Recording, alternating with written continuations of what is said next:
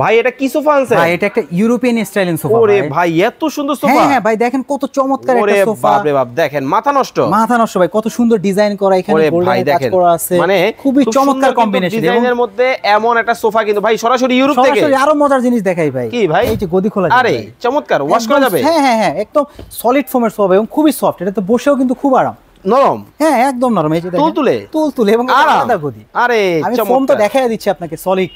ওকে, দাম কি অনেক বেশি? না না ভাই একদম রিজনেবল ভাই। রিজনেবল।